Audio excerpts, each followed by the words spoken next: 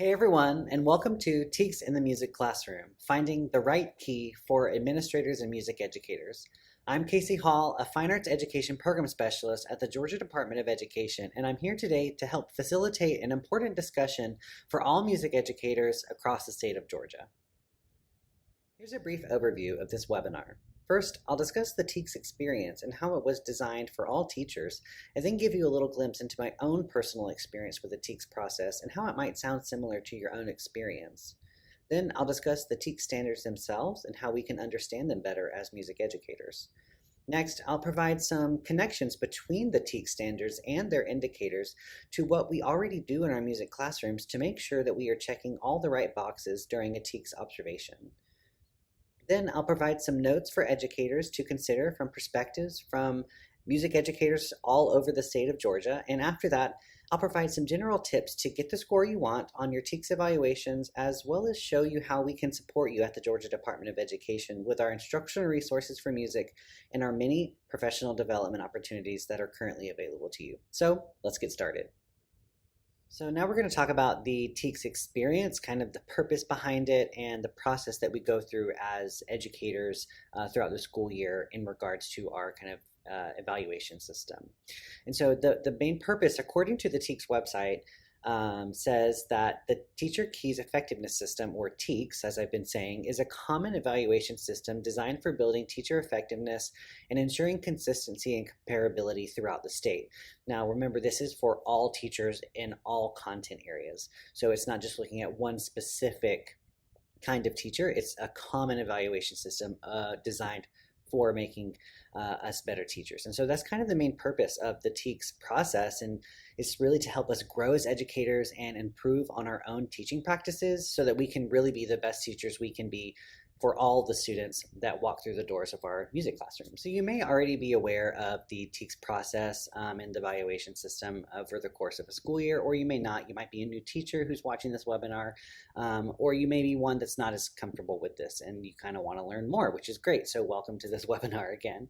But what I wanted to provide you with is just kind of a basic understanding of the process that happens in regard to the conferences and what the score you get, what that is made up of, and so on and so forth. So the conferences, you can think about them as almost like assessments that you would give your students. And what I mean by that is, if you're starting a new unit, you might give a pre-assessment or as a form of a diagnostic assessment to try to kind of understand what your students know and what they don't know, set some goals they may have for themselves throughout the school year. Then as you go along and you continue teaching, you give formative assessments, whether those are informal or formal, to kind of check if they're understanding the material that you're teaching them. And then, at the end, you give a summative assessment, kind of a final wrap up to see if they have learned or how much they have grown from the pre-assessment to the self-assessment. So that's kind of what happens with the conferences that you go through as a teacher throughout the school year as well. You have that self-evaluation. That's kind of you're setting personal goals for yourself. You have that pre-evaluation conference, which is kind of a diagnostic assessment for you, the teacher, and your administrators. And then you have a mid-year, which is kind of, in between the formative and the diagnostic and the summative, that formative assessment between you and the administrator. And then you have that final conference that's just kind of wrapping the year up, showing how much growth has happened over the course of a school year professionally for you as a teacher. So now we're going to talk about getting the score and understanding what the score is composed of. Your score is called the Teacher Effectiveness Measure, or TEM, and it consists of three components. The first one is the Teacher Assessment on Performance Standards, which is TAPS, which is your teacher assessment on those performance standards. The second one is your professional growth, and the professional growth component of TKES is measured by the progress that you attained your professional goals that you set for yourself. So when you first do your TKES observations, you set a professional goal for your self-evaluation, and then that progress or that growth is tracked through each conference. So from the self-assessment to the pre-evaluation conference to the mid-year to the summative. So the growth that is seen professionally from the one that you set yourself and how you ended up at the end of the school year after your summative assessment. So the third is student growth, and student growth includes at least one student growth measure.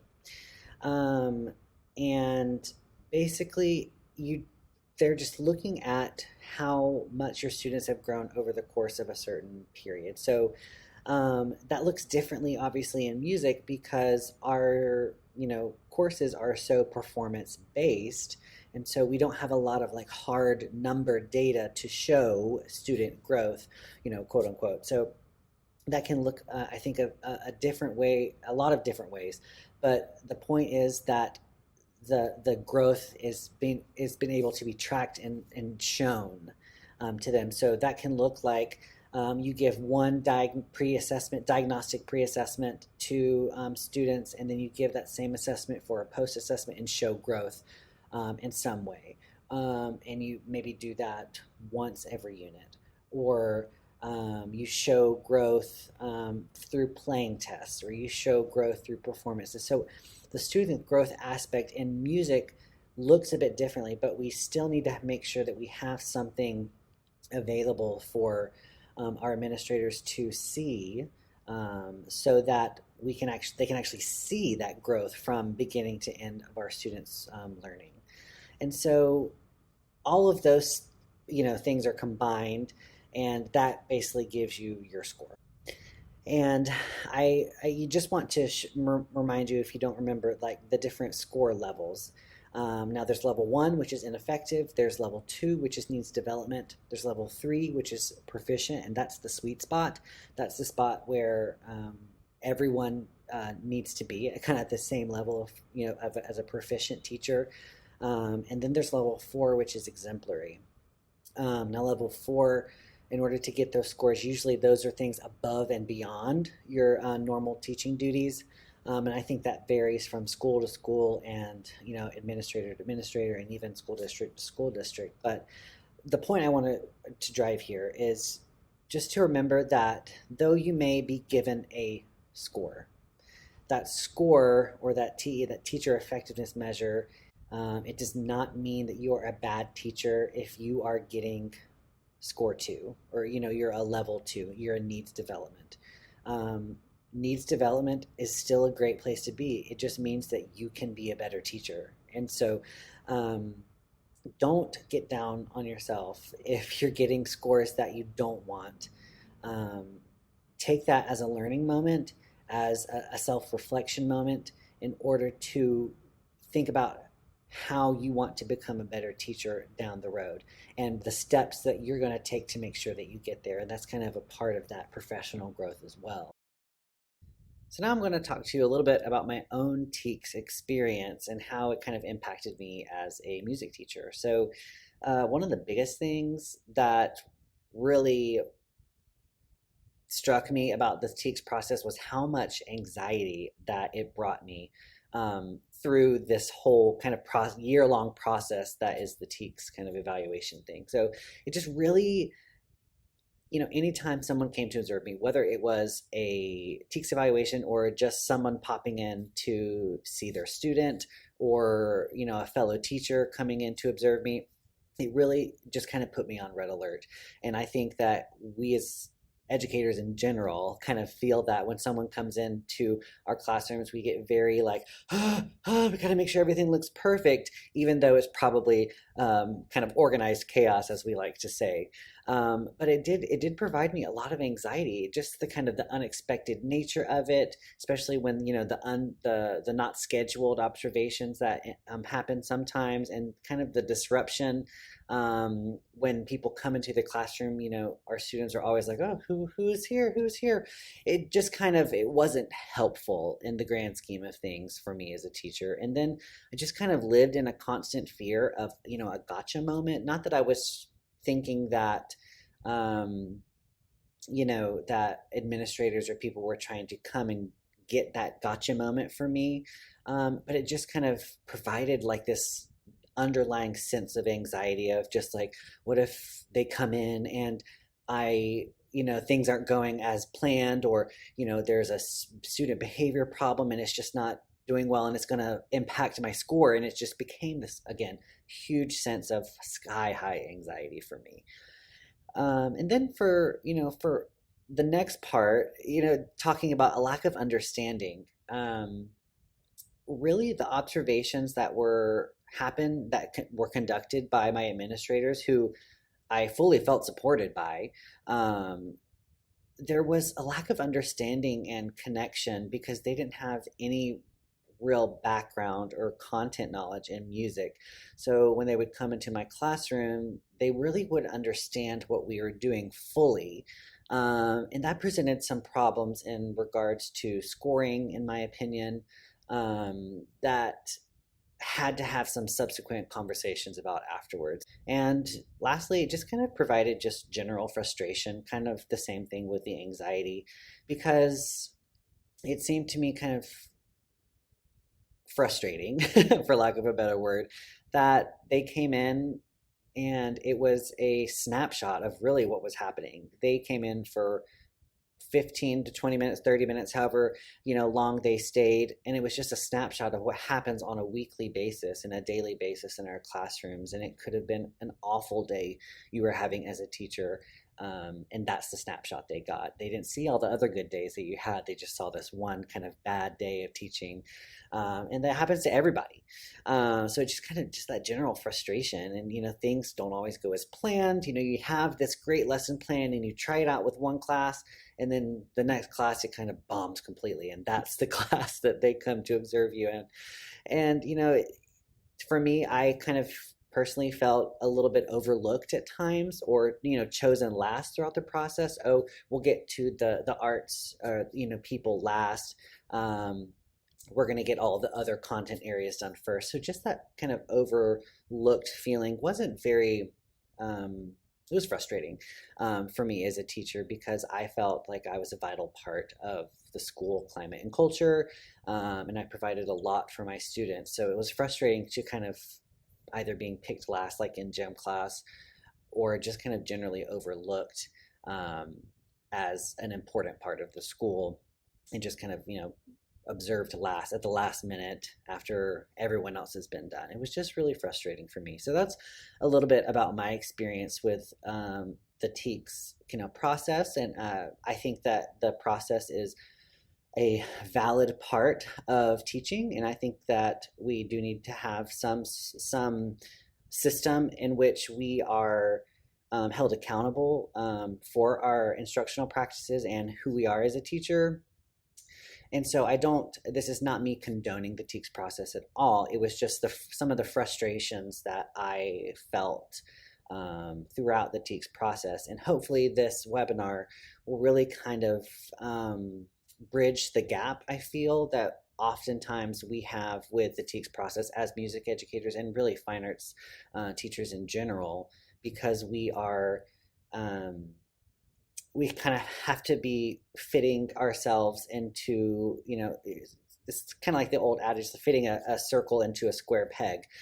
We have to mold ourselves into the TKES process, because it's made for across all teachers. And so whether or not you're a fine arts teacher, or you are a general content area like math, or social studies or science, the TKES process is for all teachers. So it's to be able to morph what we do and what we're doing in our classroom, and to show how it is heavily applicable to the TKES indicators and standards, I think is a really important gap that we need to make, and to connect those things. And so that's kind of the point of this webinar. So I do want to make a clear statement that even though my experience with the TKES process involves some anxiety and frustration, I ultimately came out the other side of it a better teacher, which is kind of the main purpose of the Teacher Keys evaluation system.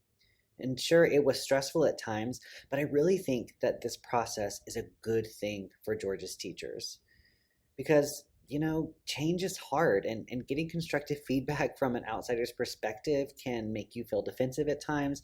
Being vulnerable and realizing your own weaknesses can be awkward or embarrassing. But to be truthful, being willing to make a change for the sake of your students, ultimately it takes courage to do so. So what I want you to remember is just this, is that the goal of this process is to support teachers with personal and professional growth within their own teaching practice so that they can develop as strong teachers for all students across the state of Georgia. Next, we're going to talk about the TKES standards themselves and kind of how they're organized. You probably already know this because you go through the process every year, but I just kind of wanted to give you a general kind of background knowledge if you don't know already about the TKES standards process. So here's the labels of the TKES standards themselves. I think it's really important to understand how this whole, teacher keys evaluation system is organized and how it is structured and how we as music educators can understand this process and then how we tie into all of it, which we'll talk about later. So kind of the big domains, and these are like the big domains of any teaching in general that we kind of do on a day-to-day basis as teachers, and that is, there's 5 of them in the TKES evaluation system. It is planning, instructional delivery, assessment of and for learning, the learning environment itself, and professionalism and communication. And then within those domains, kind of the next level of the structure we're creating is the performance standards. And there are 10 of them, as you're probably aware. If you're not, there are 10 of them. And they range from professional knowledge all the way down to communication, as you can see on your screen. And so again, kind of understanding the structure and how all of this is organized, I think is going to help us as music educators when we try to connect what we are doing, because we are the experts, we are the specialists in our areas, and other people who aren't specialists or experts in our area of music probably don't know how we fit into these kind of standards and domains and stuff like that because they're not used to it and they have a lack of understanding about that. So this is kind of, again, to bridge that gap of the TKES standards process and the evaluation system and what we do in the music classroom. So next, what we're going to talk about is just labeling the standards themselves. And then we're going to talk about the indicators that are underneath them and how what we do in our music classroom directly applies to the indicators on the reference sheet that you can get on the GaDOE platform website. So now I'm going to have a brief overview of the 10 TKES standards and their kind of terminology and their definitions. And then we're going to go into more of the meat inside of those standards and the indicators that are attached to each standard themselves. So the first standard that we have is professional knowledge, and that is when the teacher demonstrates an understanding of the curriculum, their subject content area, which is music in this case, any pedagogical knowledge, and the needs of the students by providing relevant learning experiences. The second is instructional planning, and it's basically about, you're planning your instruction based on the state or local school district curriculum and their standards, and you're picking from effective strategies and resources and data to address the needs of all of your students. The third standard is instructional strategies, and that's where you're really promoting student learning using instructional strategies that are research-based and that are relevant to your students and the content in order to engage them in making active learning and active music making in our case, and really to help facilitate this new knowledge and having this knowledge become skills and applying them across multiple content areas. And the fourth one is differentiated instruction. And this is where the teacher really challenges and supports each student's learning by providing, appropriate content and developing the skills that address each individual student's learning differences. This is a big one in music, and I can't wait to talk about that. In Standard 5, we have assessment strategies.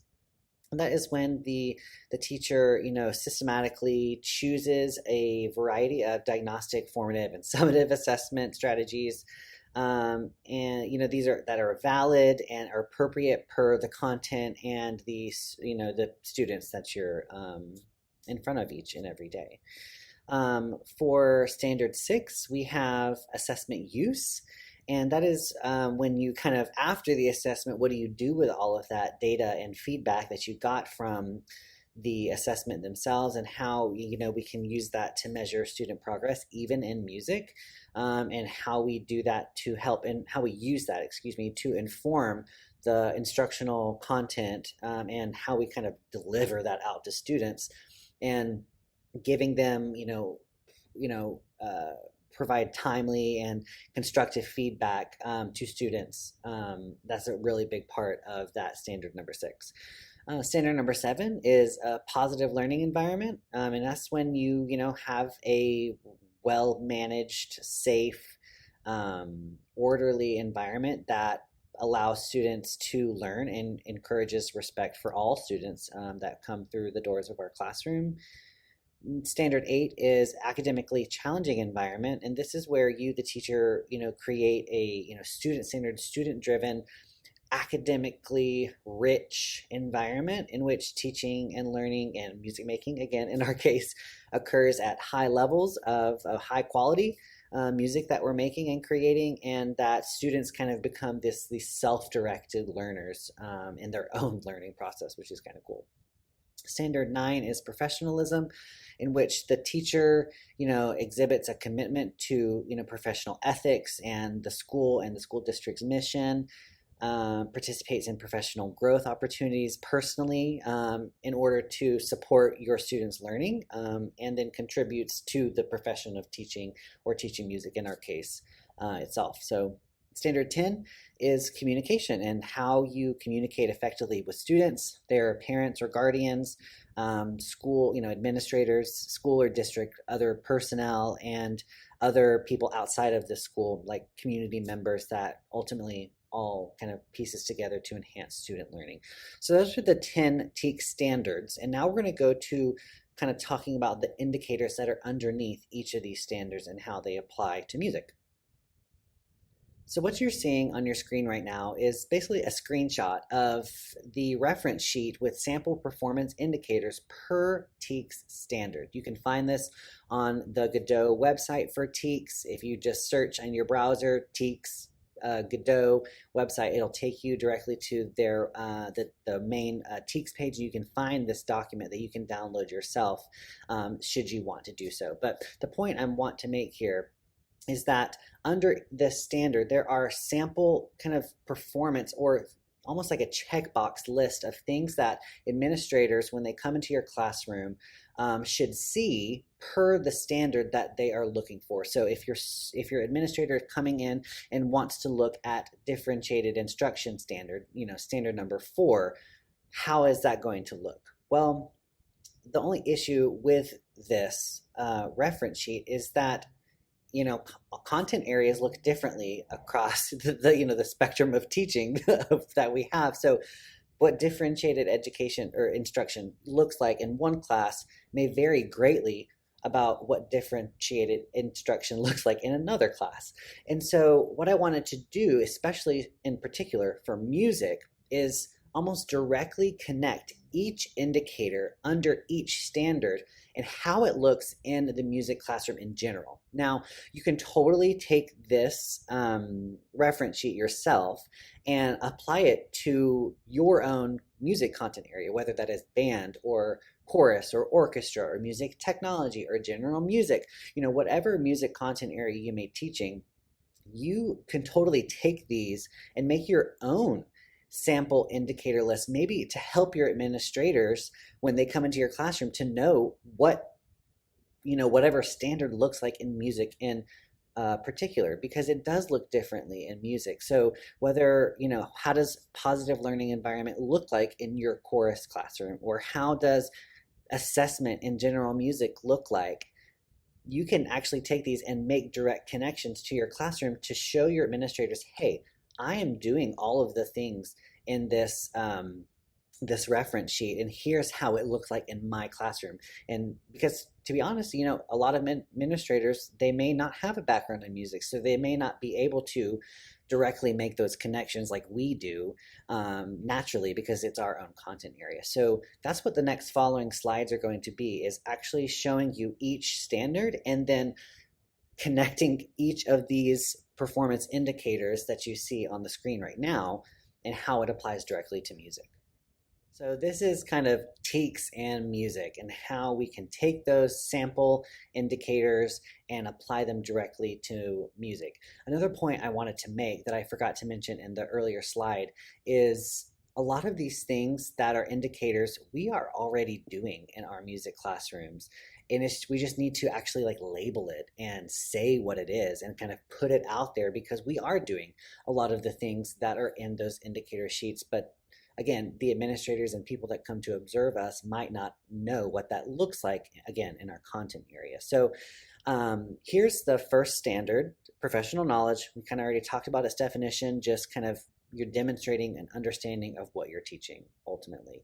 And so through that, here's some sample indicators that are generalized over all of the music content areas that we have, whether that's band, chorus, orchestra, general music, music technology, and so on. So these are just kind of, again, more generalized indicators. If you think that there needs to be things that can be added to this, please let me know. Or again, you can make your own with indicators of how, again, things like standard 1 looks like in your own music content area. So the first one is just addressing more than one standard. I think this is a natural part of the music classroom because we have so many different artistic processes like creating, performing, responding, and connecting that happen naturally in our classroom. So that's kind of an easy check, off our kind of list of these TKES standards. And then we're kind of using a checklist maybe to plan lessons. You may or may not do that in your classroom. And then you're listing all of these standards in your lesson plan itself. It might seem like a lot, especially when you're addressing more than one, but it is important to put those in your lesson plan so that they are represented. And again, your administrators know what you're talking about and what you're teaching in your lesson itself.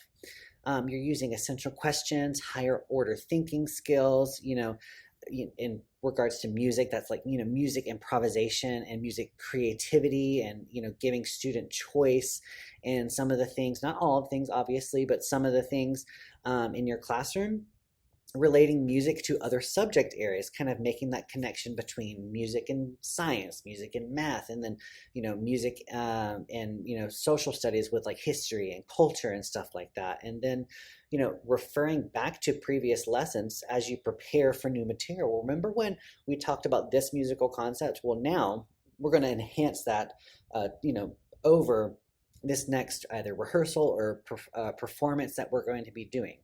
You're connecting the standards-based content to things that students are experiencing in their their individual selves. So kind of pulling from students' personal experience and real life musical preferences and pulling from that to enhance and influence your music instruction itself, whether that is things from social media. I know a lot of things like TikTok and those viral music that happens often in social media, and pulling from those to talk about some musical concepts if possible, things from the radio, from television, from internet, all sorts of different musical experiences that students have in various different ways, and kind of pulling from those to influence your instruction. So the next one is demonstrating knowledge of musical concepts, whether that's the elements of music, parts of music history,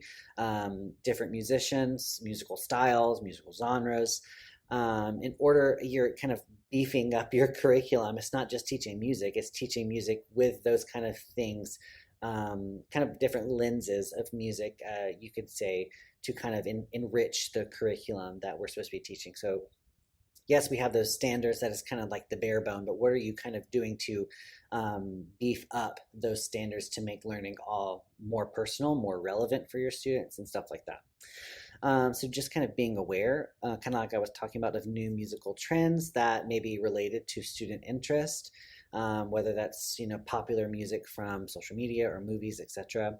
And then using a variety of pedagogical methods, such as and especially in like general music, you're talking about GaDOE, Orff, Dalcroze. Maybe in chorus you're using solfege, or maybe you're doing the numerical system, and there's tons and tons more.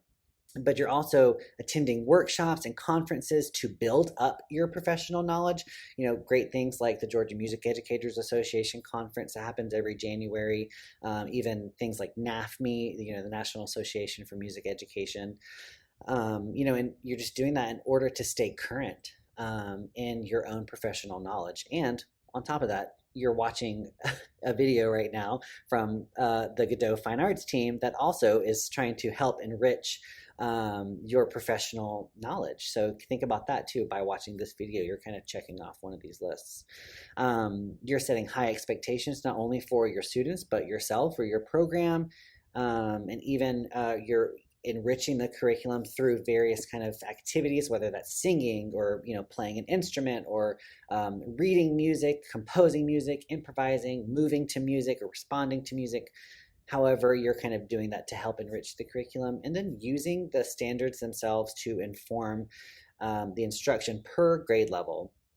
Or per content area, and using the knowledge from previous lessons and the previous grade levels or previous courses to kind of inform your subsequent instruction after that. So think about general music. What have the students learned in third grade that they will need to take them into fourth grade? Or in regards to band, for instance, what will a beginner band student need to know in order to progress into the intermediate band student at the high school level or the middle school level? So those are some of the indicators directly connected, again, to the sample indicators on the screen before this, but it directly relates to music itself. So now we're going to go to Standard 2. So Standard 2, instructional planning. Again, you're using your state or local school district's curriculum and standards, and you're pulling effective strategies and resources and data to assess the needs of your students through your instruction. So you're using things like diagnostic assessments or pre-assessments to inform your instruction either for the year or for a unit by your content area. And you're using assessments to inform the instruction that you're planning for ultimately, which is standard number 2. You're creating lesson plans and unit plans that are based on musical concepts that directly address the standards. You're creating a year-long or a unit-long scope and sequence plan for each grade level or each course based on the curriculum itself. You're differentiating instruction based on students' needs, learning styles, or musical abilities. You're using standard-based checklists or drop-down boxes containing grade standards and the lesson plans. Again, making sure that you are showing this in your lesson plans, showing the planning process. I'm using this standard to teach this musical concept, and so on and so forth in your lessons themselves. And then you're planning for each grade level or course. Again, that year-long scope and sequence that have unit plans, daily lesson plans, and you're adjusting those based on the needs of your students and the abilities, whether that is, remediation or just general enrichment or, to challenge the students as they go along.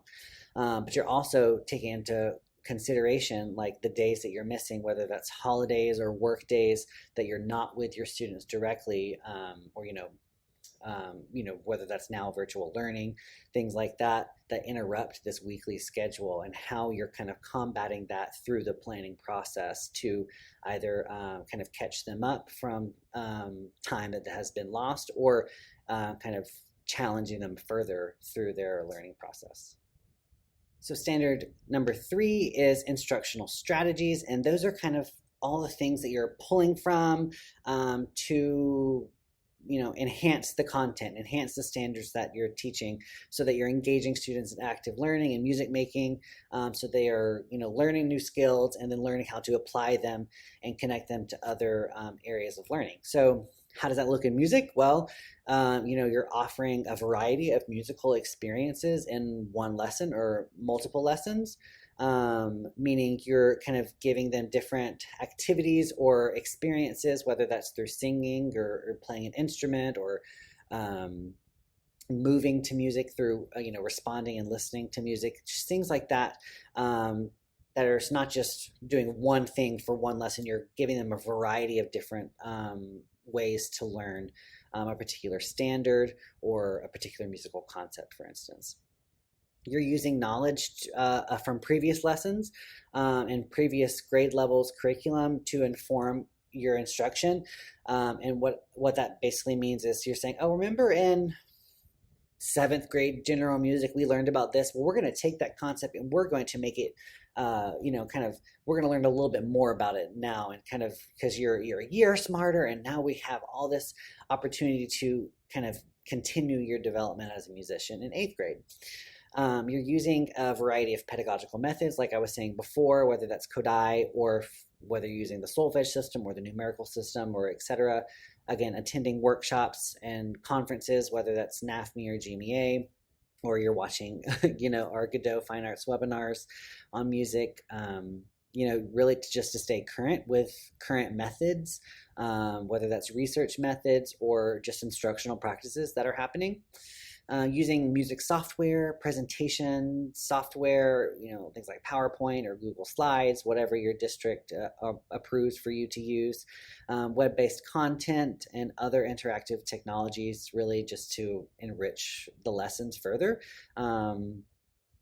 Using a systematic, logical, or sequential plan to present material clearly, and using informal and formal assessments to check for the students learning through that sequential process. So, okay, my students are here due to my diagnostic assessment or pre-assessment that I gave them, but I need them to master this standard. So how am I going to get them there?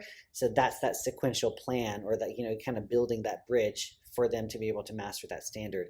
And so, and using those formal and informal assessments to kind of check their understanding along the way is a really big part of this kind of instructional strategies standard.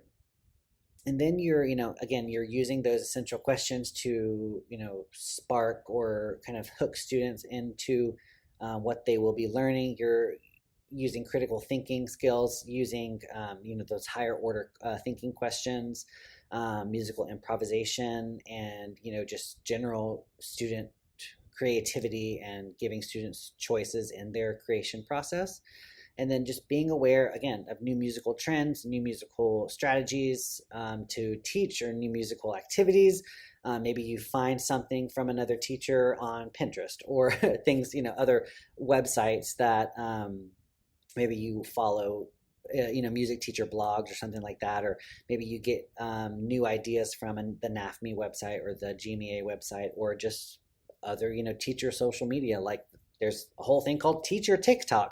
I've just recently found out about that myself, and it's really cool. It's just like little snippets of activities that they do in their classroom. And it's actually like, I've learned a lot from them, which is kind of cool. So just kind of thinking about other ways that you can be pulling from all these experiences that are available to us now, especially, with digital teaching and learning, that we can also apply into our own instruction that we're teaching. So TKES standard number 4 is differentiated instruction. And I think this one in particular is probably one of the most difficult ones for administrators to actually see happening in our classroom. But really, in the music classroom, differentiated instruction happens naturally and often throughout the classroom. So again, taking that time to actually put these differentiated instruction strategies and actually labeling them in your music lessons that you present to your administration may be beneficial when they do come into your classroom, to observe that even though they can't necessarily see, at least they have some sort of support from you to show them, hey, no, I actually am doing differentiation in my classroom, and here's how, and you can list those out. But here's some general again, connections to those indicators that we were talking about before. So the first one is differentiate your instruction based on student needs and musical abilities. You're offering a variety of activities with varying degrees of difficulty to help your students learn, whatever level that they are at. You're offering various music activities on different learning styles, meaning different, multiple intelligence, whether that's visual learners or oral learners, or kinesthetic or tactile. Kind of finding different ways to teach the same content throughout those multiple intelligences. you're adjusting your daily lesson plans based on the needs of your students. Maybe, your students didn't quite grasp a musical concept to move forward, so you kind of have to go back and reteach, and that's totally fine. And that's a way that you are differentiating in your classroom naturally. um, and that again talks about, remediation, going back and covering something, saying something a different, teaching something in a different way, maybe a different metaphor to make that connection for your students. And whether you are enriching the curriculum to challenge them, maybe they have met the standard, so how are you taking them to the next? They've mastered the standard, but how are you still challenging them in the same lesson that you need to remediate some of your students who haven't mastered the standard yet? So that's an important thing to think about. And so, that happens in different levels in your classroom based on how many students you have and stuff like that. So it's important to know as a music teacher where your students are in their learning process, talking to their classroom teachers to try to help understand their developmental levels. Could be helpful as you're kind of planning for differentiation instruction in your lessons. You group students based on musical abilities into different, either instrumental parts or singing parts, and there's various ways that you can group students. And continuing on with that, whether they need, help with an easier part, providing them with a student who is proficient at part, and kind of that team effort is a way to differentiate in your classroom, or providing them a challenging part and kind of watching them grow through that process too is a way to differentiate in the music classroom. Like I was saying, peer leaders or peer helpers, taking the time to talk to one another, the students, and giving them time to talk through concepts in music and then share out what they've learned from one another, especially if they are at different levels, and then providing small group activities for those. Maybe in the general music classroom you have centers for each different concept of music, or the same concept but they're learning it in different ways, whether that is an oral way. Maybe they're with the teacher for one group, and the next the next station that they are in, it is a visual learning environment, and the next station that they're learning in maybe a listening environment where they're having to kind of evaluate and analyze the music that they're listening to. All of those are natural ways in music that we naturally differentiate our instruction, and it just naturally happens. I feel like a broken record saying naturally. I just can't get over the fact that it's hard because we understand what's happening, but from an outside perspective they may not understand how it looks in the music classroom itself. And again, using essential questions, high order thinking skills to either challenge students, or maybe asking the same question in a different way for students who don't understand the question fully. And then you just really setting high expectations for your students regardless of their ability level is a way to differentiate in the music classroom itself, especially since a lot of us are all of us, we are a performance art. So a lot of the times we have students at varying different levels in our programs, but we still set the same high expectations for them no matter what performance group they're a part of, whether that's chorus or band or even general music and things like that. We're all setting that same standard of high quality excellence in our programs. Standard 5 is assessment strategies. I think assessment is a tricky topic to talk about in music in particular, because assessment looks differently for each content area in music, which I think could help if you made your own kind of indicator list for your administrators to show them how you are assessing in your classroom, because they may not see it when they walk in for the 15-minute observation that they are coming to observe you for. Standard 5 assessment strategies is all about choosing a appropriate and a variety of diagnostic, formative, and summative assessment strategies to ultimately drive your subsequent planning of your instruction in music. And so what you're doing is you're ultimately developing and then giving out those assessments based on performance standards. A lot of the times we may be assessing, but they're not necessarily connected to a standard. They really need to be. They always need to be connected to the Georgia Standards of Excellence performance standards, because that's ultimately the measure of which we are assessing that if they understand they're mastering the concept, they're understanding what we're teaching them. But through that, we can do that in various ways, like allowing students to make their own choices within a musical activity, whether that is maybe they're choosing an instrument to play, maybe at the general music level, or they're creating their own songs, or they're, making their own improvisations or something like that. And then through that, we are assessing through rubrics and discussions and reflections and self-evaluations, and providing them with the structure to get, almost like I was talking about earlier, that the bridge between point A to point B. How do we get the students there? All those different activities that we choose for, when we were talking about instructional strategies, that's the kind of that bridge that I was talking about. And then we have an assessment here to see where they are at point A, and then we have assessment here at point B to see if they learned it. And if they didn't learn it, we kind of go back to point A again and try to figure it out, so that they have mastered that performance standard, and maybe in ways that they want to express that through music.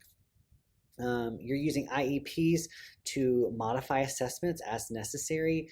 That is a part of our job, and you may have a lot of IEPs in your classroom, and it is law that you stick to those IEPs. So make sure you're collaborating with special education teachers to make appropriate adjustments to assessments as needed. This is also a way to differentiate your instruction as well, that you can label that I'm doing this in my classroom for the sake of my students.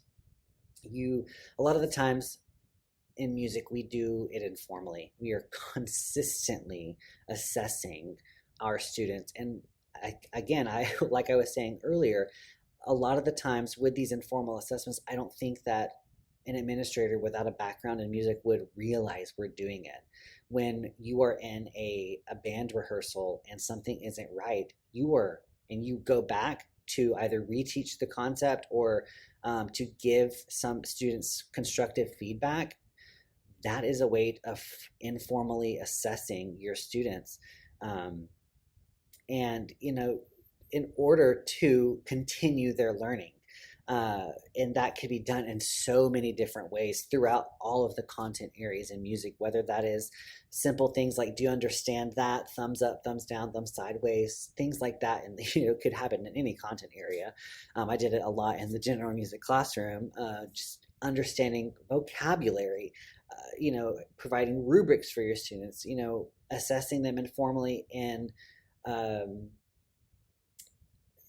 a variety of musical assessments and activities, and using that information to drive your instruction. Like I feel like a broken record, keep saying things like that. And this gives students final grades based on participation and performance at the end of each lesson, unit, and semester. So it just kind of provides them with almost like a personal checklist of where am I at today in my learning. Okay, here's my goal. Here's where I'm at,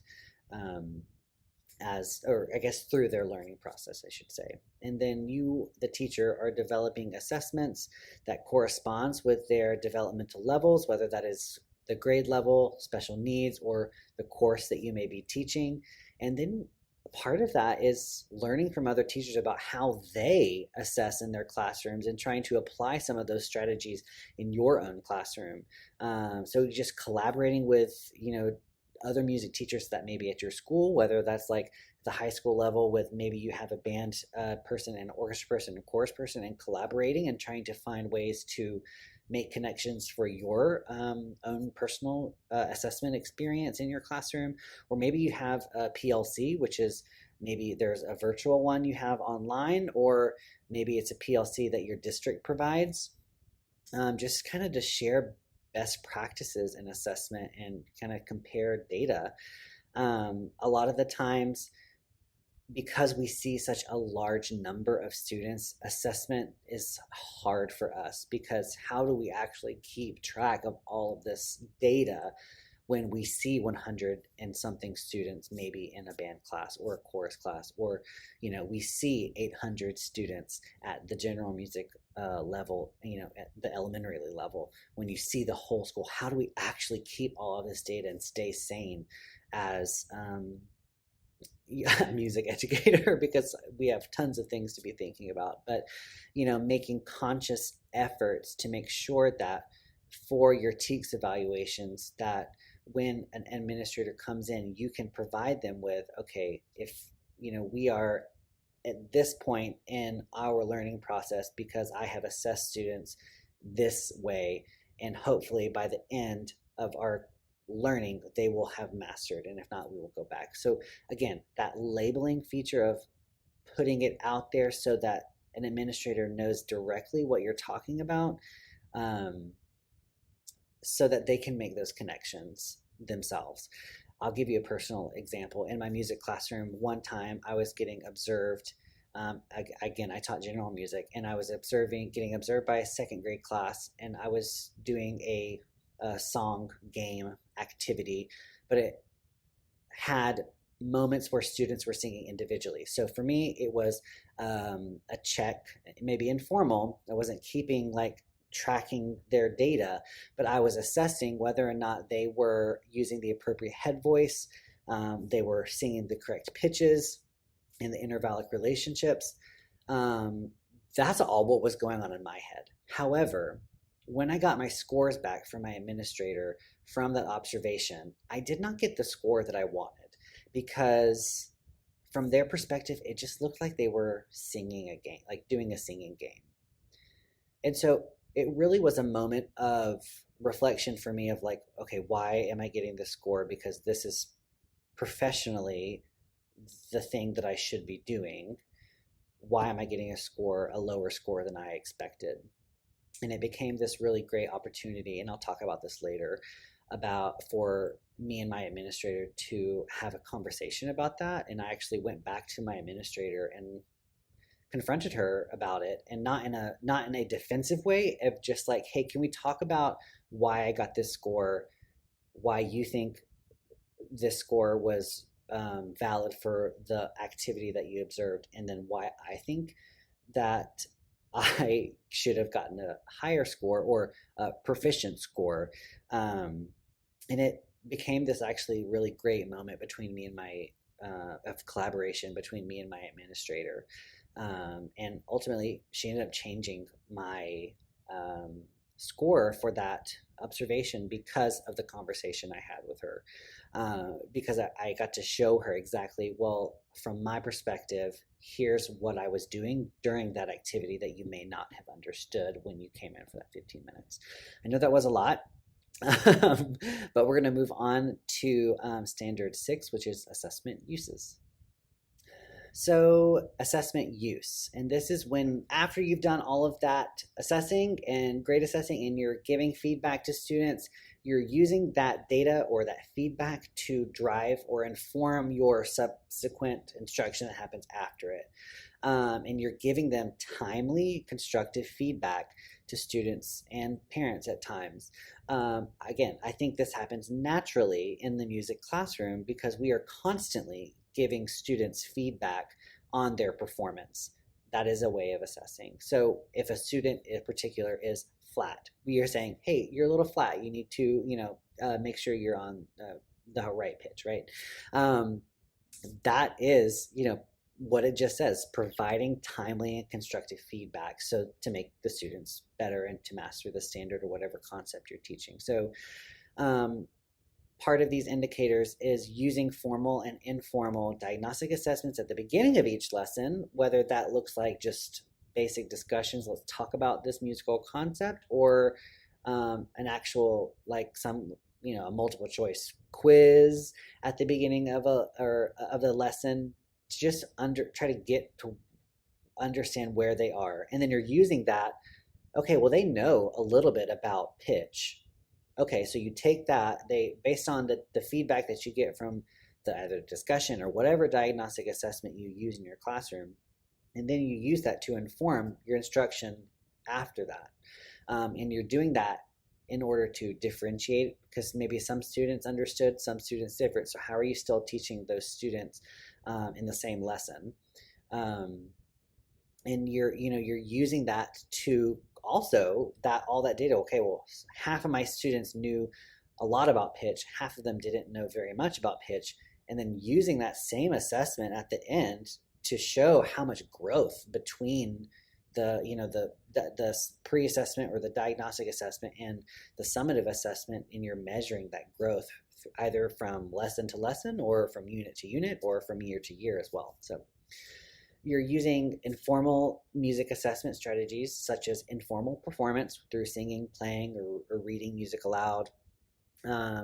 Again, like we were saying before, vocabulary checks, thumbs up and down, rubrics, questioning students on concepts, other activities to, you're checking, it's just kind of checks for understanding throughout their learning process. And then you're doing formal music assessments, whether that looks like written, like unit tests, like at the end of a unit, you're giving a test on a particular vocabulary or concepts in the unit, whether that's a rubric for a musical activity or project, or a formal performance where they have a checklist to see if they've mastered concepts through that performance. And again, you're using that feedback to take them to, I guess, to the next level, for lack of better words. You're using formal and informal formative assessments, again, to check the students' learning.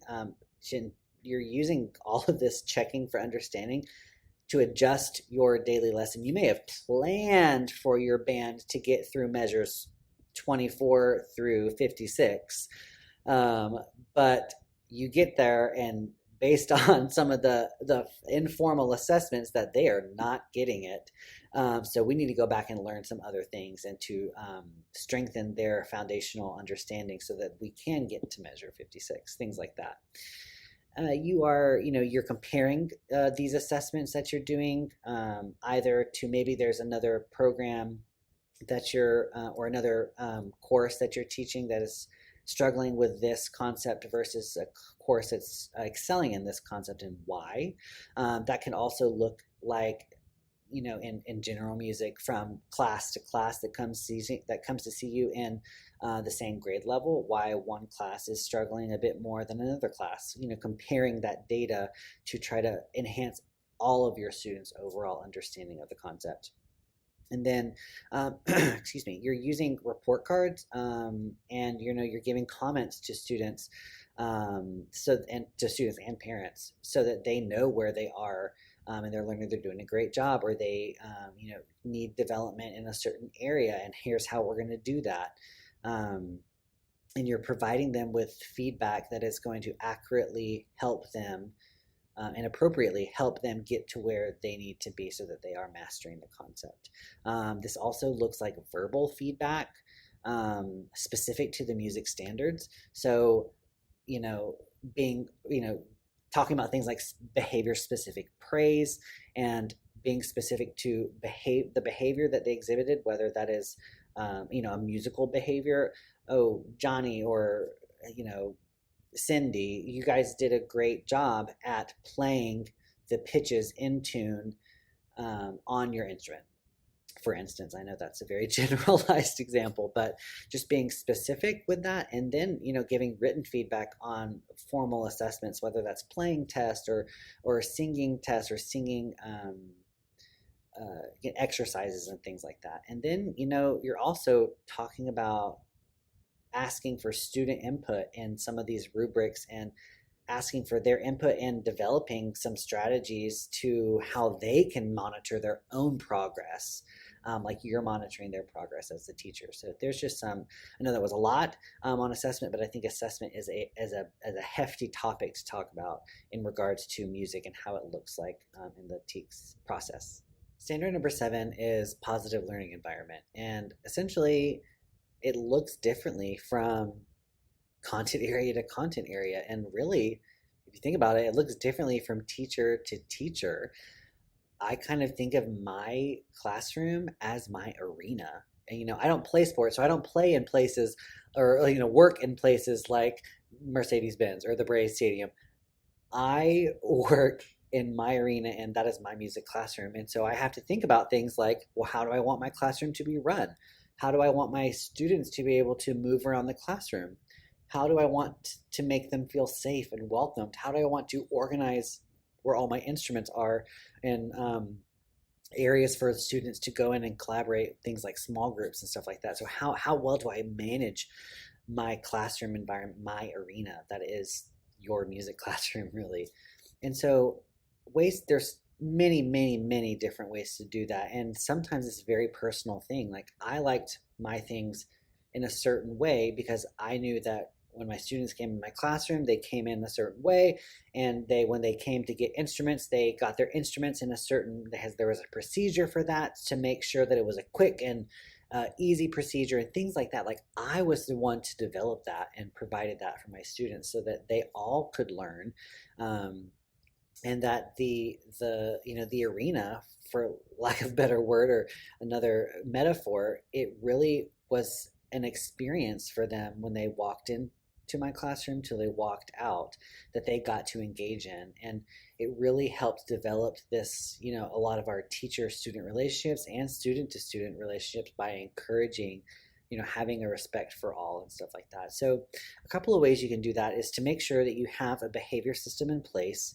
You're discussing what the rules are, what your expectations are at the beginning of the year, and then continuing them and reinforcing them throughout the rest of the school year. That reinforcing part is super important because you don't want to just expect that students are always going to follow the rules. When they mess up or when they make a mistake, it's always a teachable moment to reinforce, okay, well, we don't do that. What are we supposed to be doing for all of the students, as an example? Having a positive attitude every time. I know a lot of the times as a teacher, I feel like a performer myself. I may not be playing an instrument, but I am performing in front of the masses. And so making sure that I have that kind of that on and off switch, that times where when I'm with my students, I'm on, and when I'm with my students during my lunch break, I can kind of turn off that kind of performance aspect. That takes a lot of energy out of us, I know, as teachers. But through that kind of positive attitude, you are modeling musicianship. You are modeling how you should behave in a classroom. You are the model and the role model for them when they come into your classroom. You're reinforcing the idea of music ensembles, and have music as a team effort, and the importance of cooperating with a musician. That whole aspect of working together to create beautiful music and making music together is a huge part of any music content area. So kind of reinforcing that idea of music as an ensemble effort. You also are using music from a variety of cultures, and this really can be evident when you have multiple cultures that are represented in your classrooms. And so in order for students to see themselves in the curriculum, see themselves in what they're learning, it's important that you pull from cultures in a variety of different, you should pull from cultures in a variety of different ways so that students feel seen, so they feel valued, and they feel represented in the concepts in the music and that they are learning about. So really making sure that you are being relevant to who they are and the cultures that are represented in your classroom, and using those as a kind of a diving board or a springboard into your instruction. You're letting students make musical choices based on their interest. They can have input in some lesson activities, and you're relating your students' personal experience to the content being discussed in class. And not only your students' personal experiences, but you yourself, the teacher, sharing personal experiences with your students.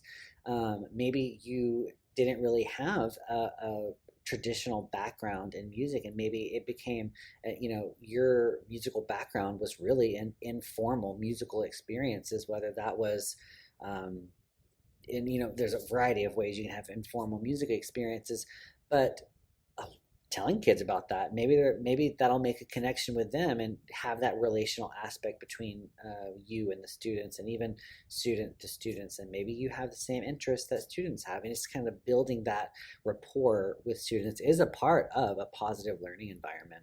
I always say in the next couple of points talk about displaying posters and displaying different instruments and different anchor charts so the students know what to do and what to expect. That I always like to tell people when I'm supporting teachers that really try to think about making sure that your classroom is an area where they want to continue to come back to. Um, and it doesn't have to be the most decked out classroom, but just have that sense of safety and welcoming, and um, just a learning environment where they want to come make music with you and make music with each other.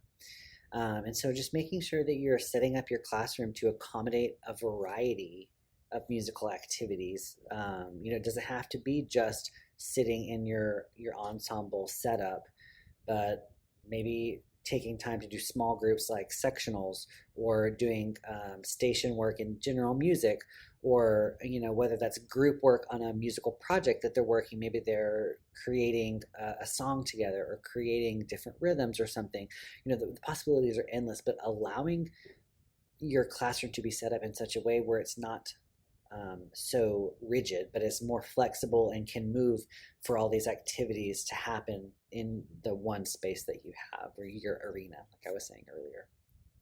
So standard number 8 is academically challenging environment, and that is basically when you are trying to create a student-centered academic environment in which your music teaching and your students' musical learning and their music making occur at high levels, and they're like high quality music making, and that students are self-directed learners.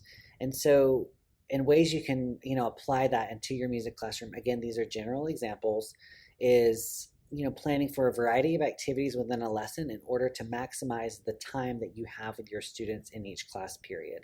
And also, you also need to plan for those transitions between those activities, or maybe it's not activities, but from piece to piece, plan those transitions that you're working on with your students so that you're maximizing the time that you have with them. So there's not any kind of lull moments or moments that are being wasted due to a lack of appropriate time management.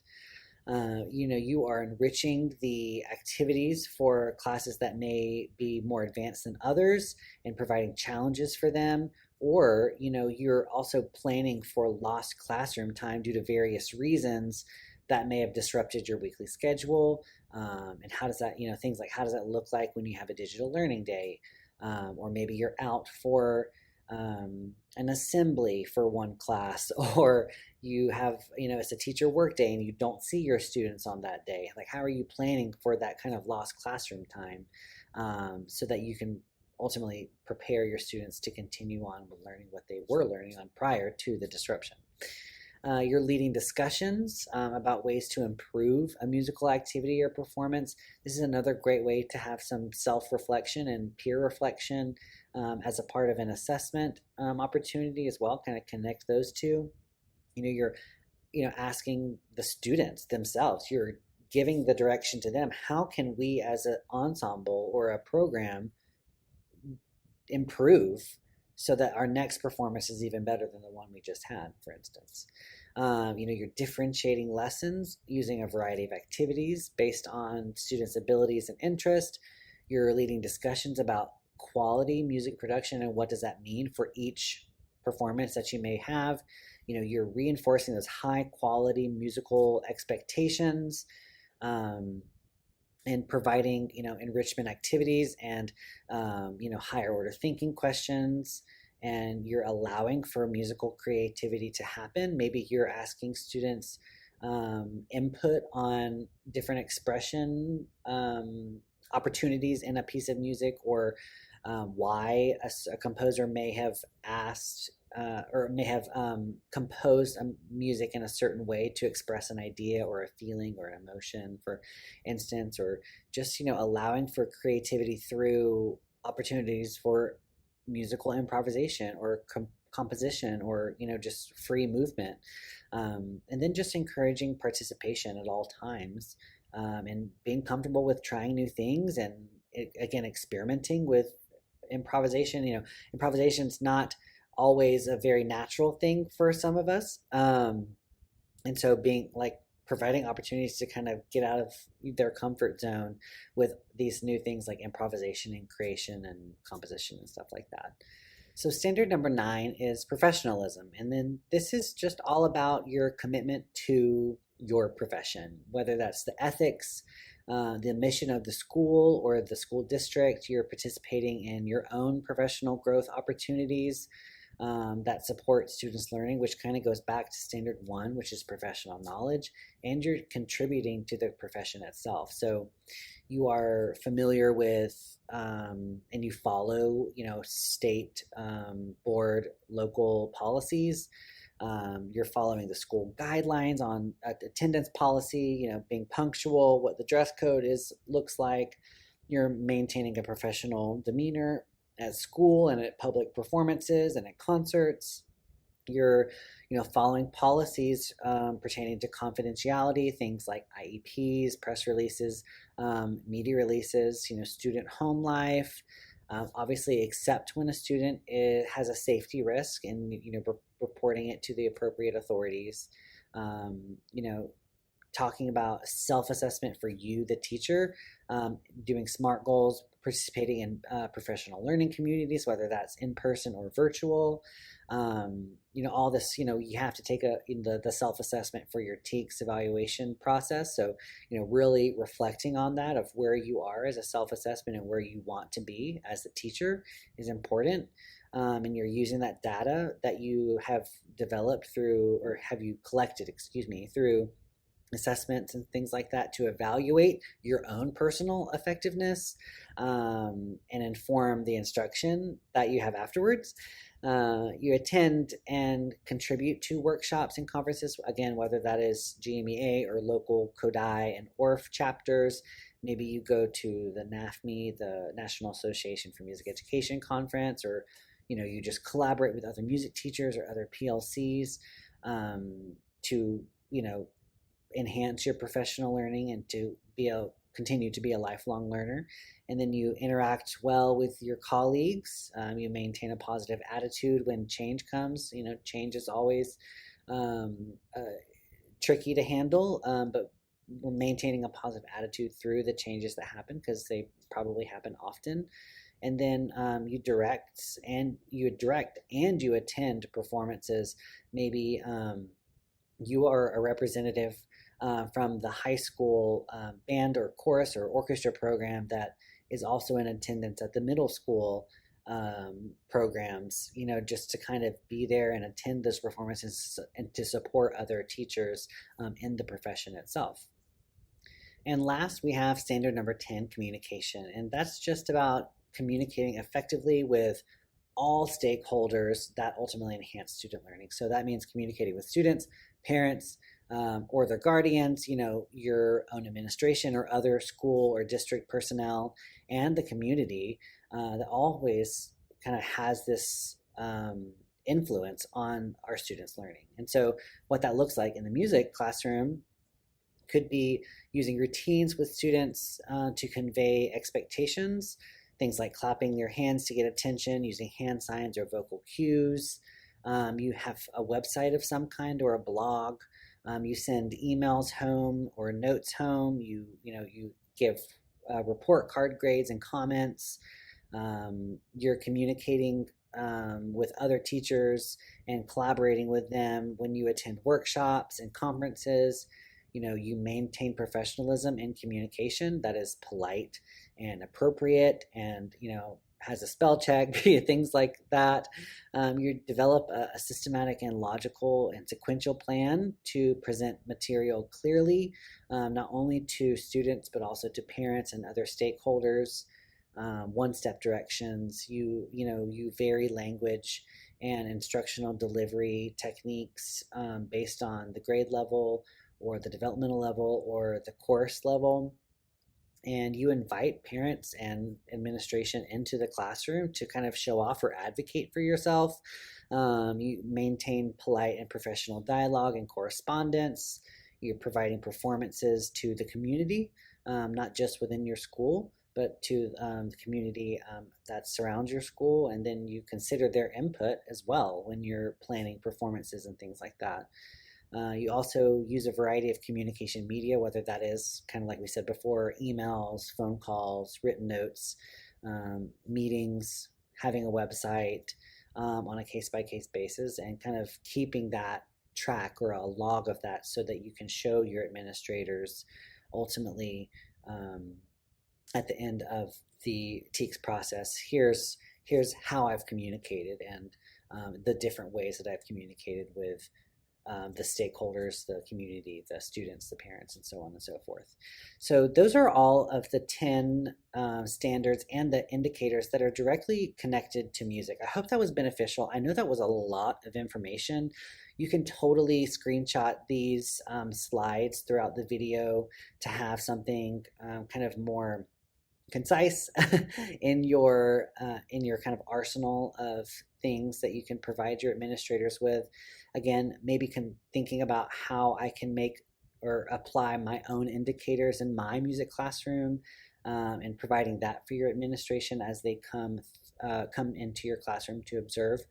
What I'm going to provide in the next slide is some general notes for administrators as they do come into your classrooms, for them to think about as they come to see you and as they plan for your TKES process as a music teacher.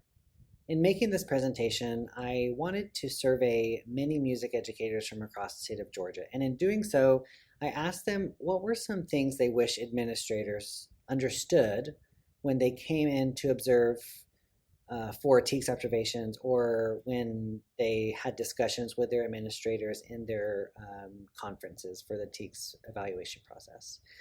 And I've summed up in 3 main points kind of their thoughts. And the first one is assume positive intentions. Oftentimes, you may feel as an administrator coming into a music classroom, you don't know the content area, you have a lack of experience or a lack of knowledge on the content area itself, and you just don't know. We don't fault you for not knowing, obviously. Just don't assume that we're not doing our jobs. Instead, ask us what's happening in the classrooms, and we'll more than likely be happy to have a discussion or a conversation with you about our instructional practices and why we're doing what we're doing. A lot of the times, I know in my classroom, my administrator came in and it looked like chaos probably from the outsider's perspective, but from my perspective, I knew exactly what I was doing and why I was doing it. So being comfortable to have those conversations and being vulnerable enough to say, like, you're the expert, I'm not, and trust us that we are the experts, we are the specialists in our field of music education, and we're doing the job to the best of our ability. The second consideration is music is a specialized content area. The music classroom is not a general classroom in many ways, and like the other fine arts content areas, we are all different than a regular general classroom. So it's almost like trying to put a circle into a square peg when you think about it. A lot of the times we have to do that. We have to kind of morph and mold our content areas to fit what would look like a general classroom setting, not in a begrudging way, but almost in a way of advocacy that we are a valid part of the whole child educational experience. And so we do that, again, as a way to advocate for ourselves as teachers, music teachers, advocate for our own musical programs. And so in addition to all of that, in order to keep that up as a specialized content area, we also need instructional supports and professional development that look different than other content areas, because we are different. And so, that means having music-specific PD or having music-specific instructional supports for your music teachers is so important if you want your programs to continue to thrive and be an integral part of your school climate and culture. And so, what is not helpful for us as music teachers is to sit in a faculty meeting on a topic that has nothing to do with us when we probably have a lot of stuff to do, and stuff to learn and to prepare for performances. And that time that we would be in that meeting could be used more effectively in our own PD, our own collaboration with other like-minded music teachers in our own content area. So just be considerate and kind of think about that as you're planning professional development and instructional supports for your music teachers specifically, because we are a specialized content area. And lastly, we are vital. Often we tend to get overlooked or chosen last during the TKES process, but realize that we are a vital part of the school's culture and climate. And in fact, we count for 6.67 points on our CCRPI score, the fine arts do in general. So below are some general tips that may help you get the score you want, or kind of set you on the trajectory to get there. And the first one I think is one of the most important ones, and that is to have an open line of communication between you and your administrators. Like I've said many times throughout this webinar, that a lot of the times it's due to a lack of understanding. And so having that open line of communication and being able to be vulnerable enough on both sides of the conversation to say, here's why I do what I do and the reasons behind it educationally is very important, and to me was a game changer in my own experience of this whole TKES process. The next one was advocate for yourself and your program. Reach out to music teachers for guidance and support. This can be another way of continuing your own professional learning. Reflect on your teaching practices often. That was another big thing for me. When things weren't going how I wanted them to go, or my students weren't learning the content like I wanted them to learn, I first went to my own self and my my own self-evaluation about, well, why isn't this working? And then through that reflection, you're really having to educate yourself on areas that you need improvement. Maybe you're the reason why your students aren't learning the content, and try to figure out why and educate yourself by doing that. And really, the next one is never blame the students. You are the expert. You are the person that has been hired to teach them. So they are never to blame for the things that are happening in your classroom that may be affecting your score. That's some personal reflection that needs to be happening. Document as much as possible. I know that in the music classroom, it's hard to document because we see such a large amount of students, but document as much as you possibly can and use that documentation in your TKES evaluations and your observations, so that you have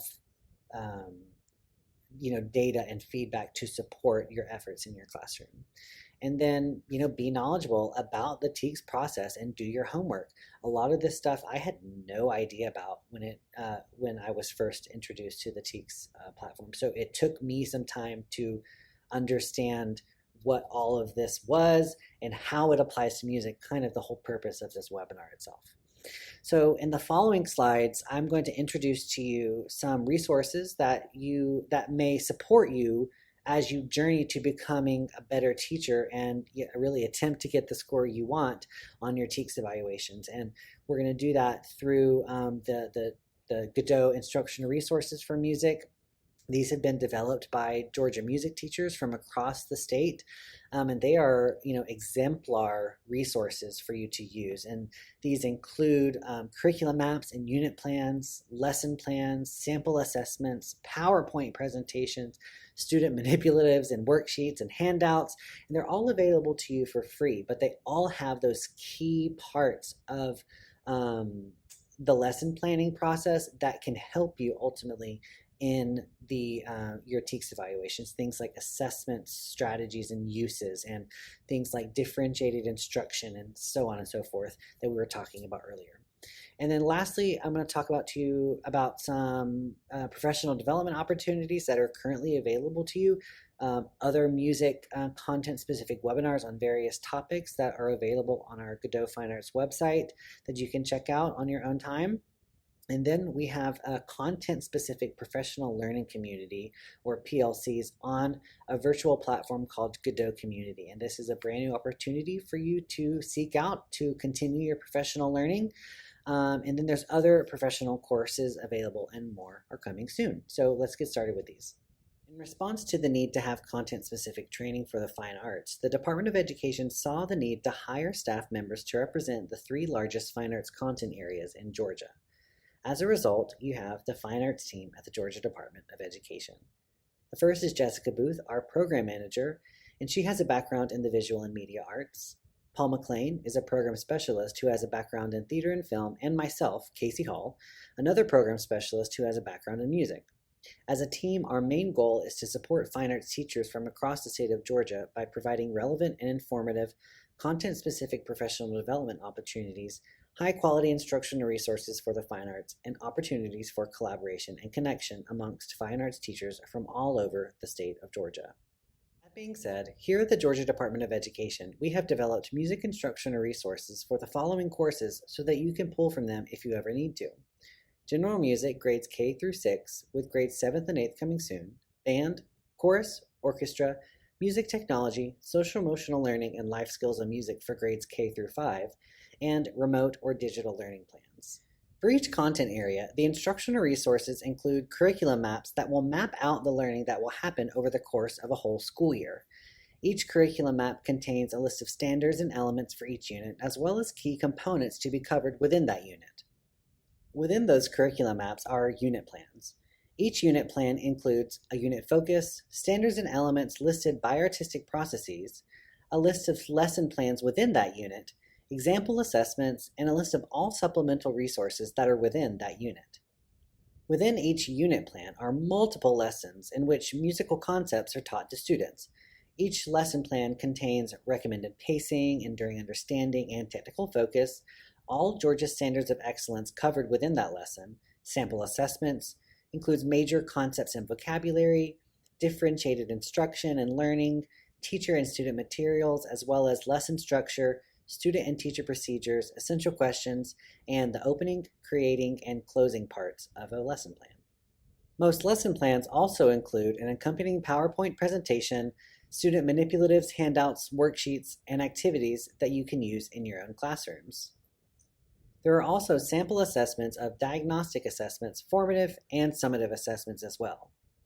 So now's the part where I get to tell you where you can find all of these great resources. And there's a couple of ways that you can find them. The first is to go through your school district's statewide longitudinal data system, or SLDS platform, the one where your TKES observations are housed, and click on TRL, or Teacher Resource Link. Then, using filters, you can search for your music content area. The second is to go to georgiastandards.org and click on the direct link to the public TRL as shown in the image on the left. The easiest way to find these instructional resources for music is by going to your preferred search engine and typing in GaDOE Fine Arts in the search box and clicking the first link you see on the web page. This will take you directly to our website.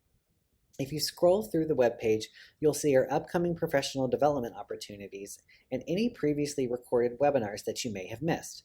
And don't worry if you did. You can request access links to these recordings to view at your own time. As you continue to scroll, you'll find the instructional resources for music grades K through 12. Clicking on the link, it will take you to a downloadable hyperlink document with all of the types of resources that were discussed earlier in this presentation. In addition to these great instructional resources and professional development, we also have an exciting collaborative opportunity that we hope you participate in. Take a look at this short commercial that explains more about this opportunity on GaDOE Community. Do you oftentimes feel lonely in your school building or district as a fine arts educator? Do you find it hard to feel supported by teachers and administrators who don't fully understand our specialized fine arts content areas? Do you ever wish there was support, guidance, and even encouragement from other fine arts teachers and fine arts administrators from across the state of Georgia? Do you crave collaboration and connection with other like-minded fine arts teachers? Then we have the perfect place for you. Hey everyone, and welcome to GaDOE Community. My name is Casey Hall, and I am one of the Fine Arts Education Program Specialists here at the Georgia Department of Education. For most content areas, there are teams of teachers either in the school building or in the district that can provide one another with ways to collaborate, support, and connect so that they do not feel alone. However, for some fine arts teachers, we are often the only teacher in the school building and sometimes even in the district who teaches our specialized fine arts content areas. So it can sometimes feel rather lonely and difficult to find a community of teachers in our schools and districts that truly understand our unique perspective. With that being said, the Fine Arts team at the Georgia Department of Education wanted to offer fine arts teachers across the state of Georgia an opportunity to collaborate and connect. On GaDOE Community, fine arts teachers will be able to join groups of like-minded teachers who also teach their unique and specialized fine arts content areas to share thoughts, resources, strategies, and encouragement as a way of professional learning so that no one would have to feel alone. So what is GaDOE Community? It's a platform that has been developed by the Georgia Department of Education as a way to provide content-specific professional learning communities, or PLCs, for teachers across the state of Georgia to collaborate, connect, and support one another on a virtual platform.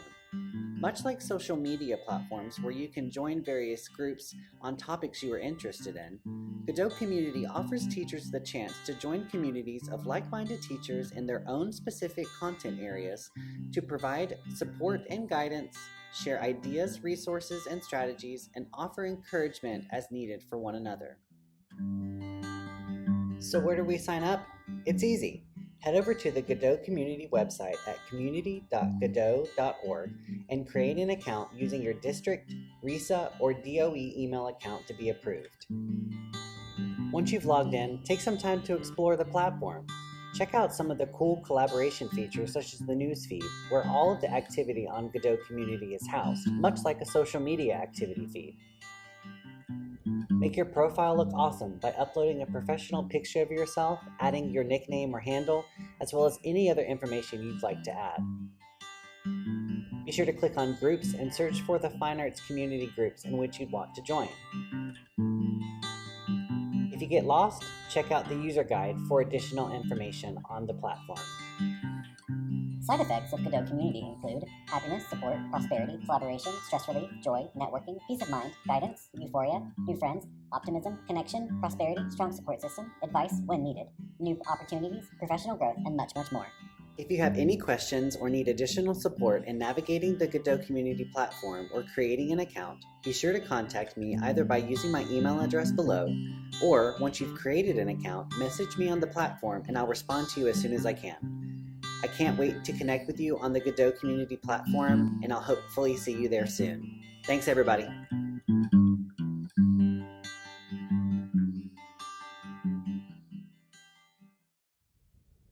I hope you enjoyed that comical commercial about our virtual professional learning communities. To briefly recap, GaDOE Community is a brand new platform just for Georgia teachers to communicate and collaborate with one another in a content-specific community groups. The groups we currently have available are General Music, grades K through 8, Band for middle school and high school, Chorus for middle school and high school, Orchestra, and Music Technology for middle school and high school. These community groups are led by teacher leaders in their respective fields from across the state of Georgia and will provide monthly recorded webinars for you to view at your own pace and engage in discussions and support as needed through these community groups. Here's an example of what one of these webinars looks like. Take a look at this orchestra webinar that was recently posted on GaDOE Community. So our first topic is going to be about arts advocacy and how you're advocating for the fine arts in your local school environment. So one of the ways that we have found to successfully navigate arts advocacy in our local school is using the pre-existing months that celebrate Music in Our Schools Month and Youth Art Month, and they both happen to be the month of March. And so we've used this month to really bring attention to the fine arts at our local schools. So we make goodie bags for all our administrators, and we fill them with all kinds of swag. So t-shirts and case tags and water bottles and hats. We all have program swag, magnets and just fun stuff, snacks and candy and water bottles, just any kind of treats we can put in there.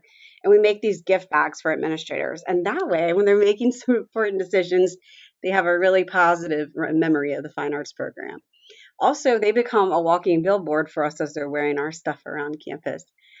So we also make fine arts t-shirts that we use during this month. We have a t-shirt that represents all the arts programs at our local school, and we make them available for purchase for our students, and all of our fine arts faculty has the t-shirt, as well as we make it available for our faculty, and then our admin, we make sure they got one too.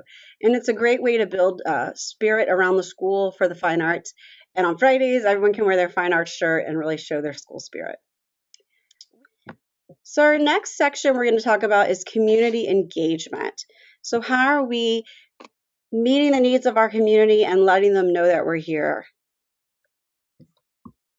So one of our biggest community engagement tools at my school is the Duluth Parade and Fall Festival. The city of Duluth hosts a huge fall festival every year, and a big parade is what kicks off the event. So I think I had talked in one of my earlier webinars about how we actually prep for the parade and how that process works. But just a quick review, our students prepare 3 tunes and they rotate through the tunes. They're all memorized and they go through them throughout the parade route. We try to pick really upbeat, kid-friendly tunes. So Sesame Street is one of our favorite tunes that we use. Again, that's an attractive tune for kids. We talked about rotating in Baby Shark, just anything that's going to capture the crowd, but really fun, exciting music to get their attention. And all the students eating the bases are marching in the parade with their instruments while they're playing the tunes. I urge you to sign up using your school district email account as soon as you can, as our monthly recorded webinars and discussion posts have already started. Thank you so much for watching this webinar on TKES in the Music Classroom. My hopes are that you learned something, take some time to reflect on it, and begin to use the information discussed in this webinar to inform your own teaching practice, as well as support your efforts to become the best teacher you can be in order to reach and teach all students in your own music classrooms. Here's my contact information if you would like to discuss this further or have any questions. I'd love to chat with you. I would ask that if you have a moment to please fill out our brief feedback survey using a QR code reader or type the URL in your browser. One of our goals at the Georgia Department of Education Fine Arts team is to provide relevant and informative content-specific professional development for fine arts teachers across the state. So any feedback that you could provide us would be greatly appreciated and highly beneficial so that we can provide you with the best professional development possible. Thanks again for watching. I really appreciate it, and I hope you all have a great day.